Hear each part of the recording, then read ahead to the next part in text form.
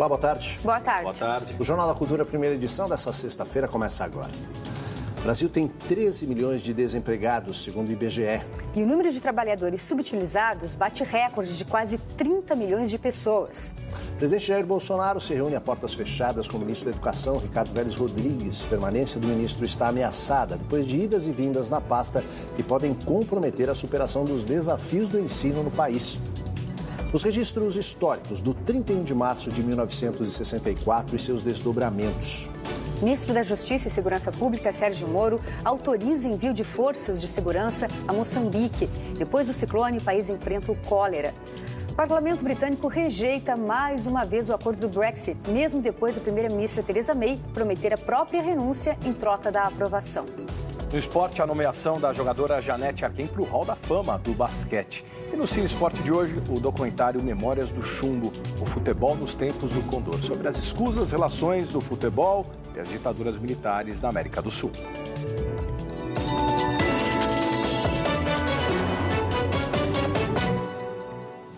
Um tenente brigadeiro é o novo secretário executivo do Ministério da Educação, cargo mais importante depois do ministro. É o quarto nome anunciado para a função em 3 meses. Esse entra e sai de nomes agrava ainda mais a crise e coloca em dúvida a permanência do ministro Ricardo Vélez.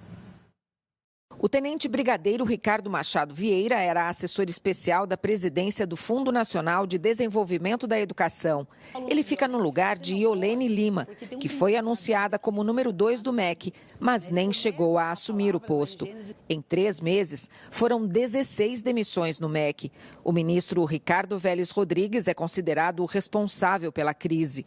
Vélez também demonstrou desconhecimentos básicos, como o orçamento da pasta, na audiência que teve esta semana na Câmara dos Deputados. O ministro, mais uma vez, demonstrou baixíssimo conhecimento em política educacional, desconhecimento de dados, desconhecimento de políticas públicas e, mais importante, uma ausência de projeto para o Ministério, uma ausência de ações concretas, de planejamento para o que o Ministério vai fazer. Para o Todos pela Educação, organização suprapartidária que estuda e propõe políticas educacionais, estes 3 meses de paralisação no MEC podem custar caro para estados, municípios e alunos. Então, as secretarias municipais e estaduais sentem muito isso, porque carecem do apoio técnico e financeiro do Ministério da Educação, e outras políticas, como, por exemplo, a formação inicial de professores, que precisa ser amplamente melhorada no Brasil, continuam numa qualidade inferior, sem melhorias significativas que precisariam do Ministério da Educação para acontecerem. Depois de uma semana de tempestade política e derrocada no mercado financeiro, Palácio do Planalto e Congresso iniciam uma trégua que recoloca a reforma da Previdência e outros projetos do governo em andamento. Até o ministro Sérgio Moro, primeiro alvo dos disparos do presidente da Câmara, foi contemplado. Ele foi recebido em um café da manhã por Rodrigo Maia, que se comprometeu a dar andamento ao projeto anticrime do ministro. A reforma da Previdência também deve andar depois que Maia e o ministro Paulo Guedes assumiram em conjunto a articulação do projeto. Guedes vai receber parlamentares a cada 15 dias para tratar da tramitação da proposta na Câmara. O PSL, partido do presidente Jair Bolsonaro, indicou o deputado, delegado Marcelo Freitas, de Minas Gerais, como relator do projeto na Comissão de Constituição e Justiça e decidiu fechar questão em favor da reforma da Previdência. O ex-presidente Michel Temer agora é réu no caso da mala com R$500 mil. Ele será julgado por corrupção passiva. A denúncia do Ministério Público Federal foi aceita pelo juiz da 15ª Vara Federal de Brasília, Rodrigo Bettemiller. O MP alega que a mala que o ex-assessor de Temer, Rodrigo Rocha Loures, também réu no processo, carregava, levava dinheiro da JF dado em pagamento de propina. A defesa de Michel Temer, que nega o envolvimento, classificou a abertura de processo como uma aventura acusatória de vida curta. O Brasil tem 13 milhões e 100 mil pessoas desempregadas. A taxa de desemprego subiu de 12% para 12,4% no trimestre encerrado em fevereiro. A alta representa a entrada de quase 900 mil pessoas na população desocupada. Além do aumento no número de desempregados, que por si só já é muito preocupante, há também 3 recordes negativos das pessoas que poderiam estar trabalhando mais horas e não estão, daqueles que desistiram de procurar uma colocação e do grupo que inclui pessoas com idade para ocupar uma vaga no mercado de trabalho, mas que não estão procurando emprego. Os dados foram divulgados nesta sexta-feira pelo IBGE. No próximo domingo, dia 31 de março, o golpe militar de 1964 completa 55 anos. A determinação do presidente Jair Bolsonaro para os quartéis comemorarem a data provocou ao longo da semana reações da Defensoria Pública e do Ministério Público Federal, que chegou a falar em improbidade administrativa. A decisão do presidente Jair Bolsonaro, que em decorrência do cargo também é o comandante-chefe das Forças Armadas, foi anunciada na segunda-feira pelo porta-voz do Planalto. O nosso presidente já determinou ao Ministério da Defesa que faça as comemorações devidas com relação a 31 de março de 1964, incluindo uma ordem do dia patrocinada pelo Ministério da Defesa, que já foi aprovada pelo nosso presidente. O Ministério Público Federal reagiu à determinação do presidente Jair Bolsonaro. Em pelo menos 18 estados, os procuradores expediram recomendação para que os quartéis das Forças Armadas não fizessem qualquer tipo de comemoração ao golpe militar de 31 de março de 1964. Para os procuradores, se o sentido for festejar a deposição do presidente João Goulart e a instauração do regime militar há 55 anos, a comemoração poderá ser enquadrada como ato de improbidade administrativa. A Defensoria Pública da União pediu que a Justiça Federal de Brasília proibisse o governo de realizar qualquer comemoração sobre o golpe militar de 1964 ou de realizar qualquer gasto público com essa finalidade. Apesar do pedido de urgência, não houve ainda uma resposta. Sem um posicionamento da Justiça, alguns quartéis já cumpriram a ordem e fizeram a leitura da chamada Ordem do Dia, texto publicado pelo Ministério da Defesa para conhecimento das tropas em todo o país. O comunicado assinado pelo ministro da Defesa, Fernando Azevedo e Silva, e pelos comandantes das 3 Forças Armadas faz um reconto histórico do Brasil sob a perspectiva militar até 1964 e reafirma que o 31 de março foi uma interrupção da escalada ao totalitarismo, atendendo ao clamor da ampla maioria da população e da imprensa brasileira. Sem usar termos como golpe ou ditadura, o texto segue direto para a Lei de Anistia de 1979, com um pacto de pacificação que viabilizou a transição para uma democracia. As lições aprendidas com a história foram transformadas em ensinamentos para as novas gerações, conclui. No final, lembra os que agiram segundo o que chama de anseios da nação brasileira e se compromete com a liberdade e a democracia. Nesse momento, a contribuição que uma TV pública como a nossa pode dar é relembrar os principais registros históricos do período e trazer uma reflexão sobre os fatos e seus desdobramentos até os dias de hoje. Um Brasil turbulento. Após a renúncia de Jânio Quadros em 1961, o parlamentarismo durou 17 meses com 3 primeiros ministros. Em 1963, foi derrubado por um plebiscito. João Goulart, o vice de Jânio, era quem ocupava a presidência do país durante esse período conturbado. Greves de soldados, cabos e sargentos, greves de trabalhadores, o não apoio por parte da igreja, por parte da mídia, por parte de grandes empresários e por parte da grande maioria do exército, nos seus generais, contra o João Goulart. 40% da população brasileira contra, sendo que a outra parte, a 60% dessa população, não tinha acesso a meios de comunicação, etc. O contexto internacional era marcado pela Guerra Fria entre União Soviética e Estados Unidos. O Brasil era um país capitalista, alinhado com os Estados Unidos, mas havia tomado posse um presidente, o João Goulart, que era considerado uma pessoa de ideias esquerdistas. Ele tinha implantado algumas medidas mais populares e de esquerda, beneficiando trabalhadores, que beneficiaram as pessoas mais pobres, e por isso ele era visto como um comunista. Isso criava um temor junto às pessoas mais alinhadas com o modelo norte-americano, o modelo capitalista, e isso foi o fator que desencadeou o golpe. O estopim foi o comício da Central do Brasil no Rio de Janeiro. Num ambiente extremamente polarizado, o discurso duro do presidente João Goulart defendia as reformas de base apresentadas ao Congresso. Entre outras coisas, propunha mudanças na Constituição, estatização de refinarias, regulação de preço de imóveis e reformas. Não apenas pela reforma agrária, mas pela reforma tributária, pela reforma eleitoral ampla, pelo voto do analfabeto, pela elegibilidade de todos os brasileiros, pela pureza da vida democrática, pela emancipação econômica, pela justiça social e, ao lado do povo, pelo progresso do Brasil. Sob a alegação de restabelecer a ordem e afastar a ameaça comunista, em 31 de março de 1964, tropas lideradas pelo general Olímpio Mourão Filho saíram de Juiz de Fora rumo ao Rio de Janeiro e a Brasília, antecipando a derrubada de Jango. Este abriu mão do confronto e seguiu para o Rio Grande do Sul, por onde depois chegaria ao exílio no Uruguai. Complicado você colocar fim a um regime democrático a despeito de todas as suas fragilidades, em nome das dificuldades que ele enfrenta. Quando muito, e isso diz a própria Constituição, que a única forma de intervenção que pode haver, no caso aí seria das Forças Armadas, se realmente há o risco de instalação do caos, mas daí não se segue de forma alguma um regime autoritário. Era o início de longos 21 anos. O senador Auro de Moura Andrade, numa sessão extraordinária convocada para a madrugada do dia 2 de abril, declara vaga à presidência da República, apesar de João Goulart ainda estar em solo brasileiro. Há sob a nossa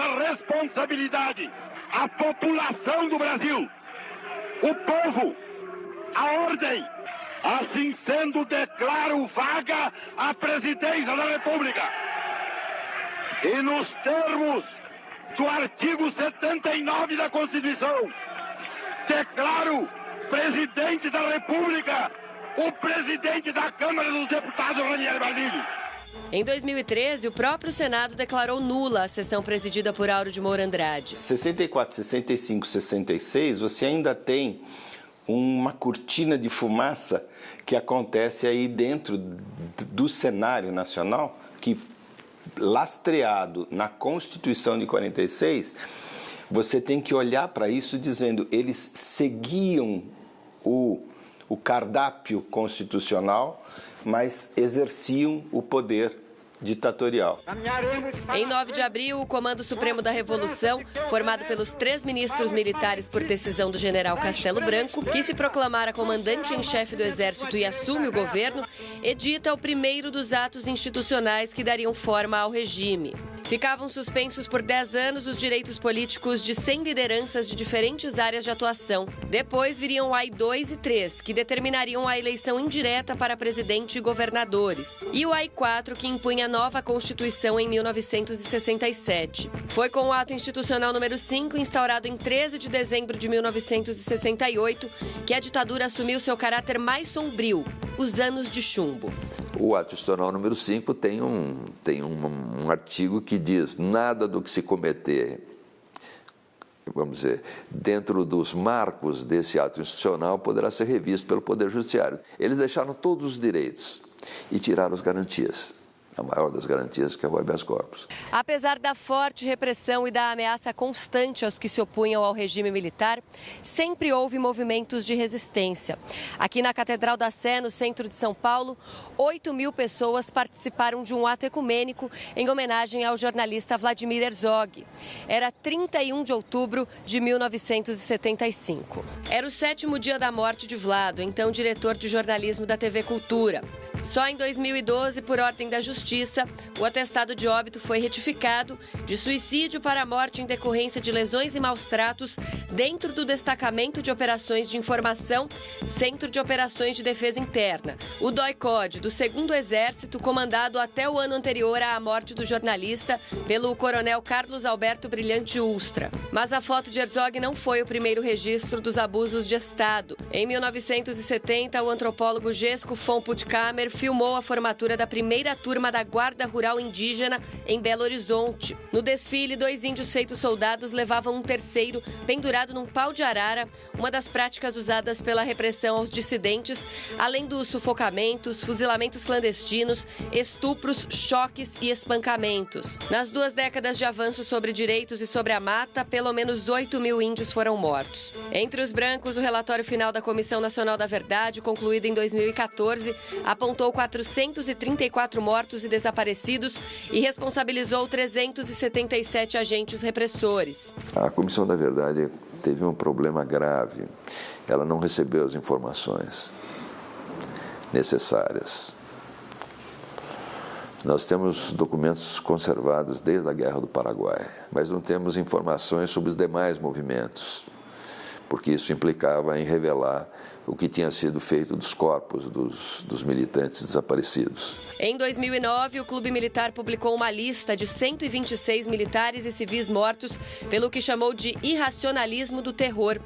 Não há detalhes sobre as circunstâncias das mortes e não consta que algum deles tenha sido torturado. A Agência Americana de Inteligência, a CIA, liberou memorandos secretos no ano passado, onde agentes relatam que em 1974, o então presidente Ernesto Geisel não apenas sabia das execuções sumárias de subversivos, como autorizou a continuidade dos crimes. A censura nos jornais impedia o debate e a reflexão crítica sobre os rumos do governo. Na economia, o chamado milagre econômico brasileiro, quando o país teve taxa média de crescimento de mais de 10% ao ano, e a ampliação da infraestrutura nacional, com a construção de estradas e usinas, conviveram com a concentração de renda e o aumento das desigualdades, efeitos sentidos até hoje. Piora da distribuição de renda com a qual o Brasil até hoje convive. Nós tivemos um crescimento enorme da dívida externa, mas o pior de todos os legados foi que na época dos militares a discussão econômica foi completamente abafada. Demorou muito para o país avançar e ter economistas, pessoas competentes que professassem as ideias mais progressistas e mais liberais. O fim da ditadura militar data de 15 de janeiro de 1985, com a eleição indireta de Tancredo Neves. Nos 21 anos em que vigorou, direitos foram cerceados, centenas de vidas tiradas e outras milhares marcadas para sempre. O legado desse período é um só: que nunca seja esquecido, para que os abusos jamais se repitam. A redação de jornalismo da TV Cultura leva o nome do jornalista Vladimir Herzog, que também é lembrado na praça que pertence à Câmara Municipal de São Paulo. A repórter Adriana Simino está lá agora na praça. Boa tarde, Adriana. Oi, Ana, uma boa tarde a você, boa tarde a todos. Vlado, como também era conhecido, se tornou um símbolo da luta pela democracia. No ano passado, o Brasil foi condenado pela Corte Interamericana de Direitos Humanos por não investigar e punir o assassinato de Vladimir Herzog. Enquanto páginas da história não são oficialmente escritas, praças como essa servem como testemunho para que, como a gente disse na reportagem, fatos trágicos não se repitam. O jornalista Sérgio Gomes, que está aqui ao meu lado, é um dos responsáveis para que essa praça que estava abandonada tivesse sido transformada e ficasse à disposição da população. Sérgio, qual que é o significado, o símbolo dessa praça? Aqui é a praça dos jornalistas, aqui é a praça da liberdade de expressão, mas também é a praça do direito à informação. Nós, os jornalistas, temos essa responsabilidade perante a democracia. Falar sem censura, mas o povo tem que saber das coisas. Aqui a Câmara Municipal, a começar do presidente Pólice Neto, há 7 anos, resolveu revitalizar essa praça. Depois, por iniciativa da própria Câmara, o vereador da época, Ítalo Cardoso, ela foi batizada de Praça Memorial Vladimir Herzog. Com a ajuda da família e do Instituto Vladimir Herzog, Elifas Andreato colocou as suas 3 obras de arte à disposição da praça. Então temos 3 obras aqui, uma tela que virou mosaico, a reprodução do troféu Vlado Vitorioso encomendado pela ONU e agora no próximo sábado, dia 6, teremos aqui a inauguração em Ponto Grande do troféu do Prêmio Jornalístico Vladimir Herzog da Anistia e Direitos Humanos. Essa é uma praça muito viva, crianças, os moradores aqui em volta que tem cachorros, é uma praça muito bem cuidada pela Câmara. Vereadores de todos os partidos ao longo desses 7 anos têm dado apoio. A comissão que promove o Prêmio Vladimir Herzog são 13 instituições e todas as entidades do jornalismo estarão juntas aqui no dia 6. Ela é o símbolo da incorporação à Constituição Brasileira, Constituição de 88, dos 30 artigos da Declaração Universal dos Direitos Humanos. A nossa Constituição tem esse condão. Quem quiser saber por que tem que defender a Constituição Brasileira contra qualquer ataque, qualquer retrocesso, vai no Google e diz assim, Declaração Universal dos Direitos Humanos. Tem 30 artiguinhos. É uma bela aula. Tá certo. Muito obrigada por ter conversado com a gente. Ana? Obrigada, Adriana, pelas informações. A seguir, ministro Sérgio Moro autoriza envio de forças de segurança a Moçambique. Depois do ciclone, o país agora sofre com um surto de cólera. E o parlamento britânico rejeita mais uma vez o acordo do Brexit. A gente volta já.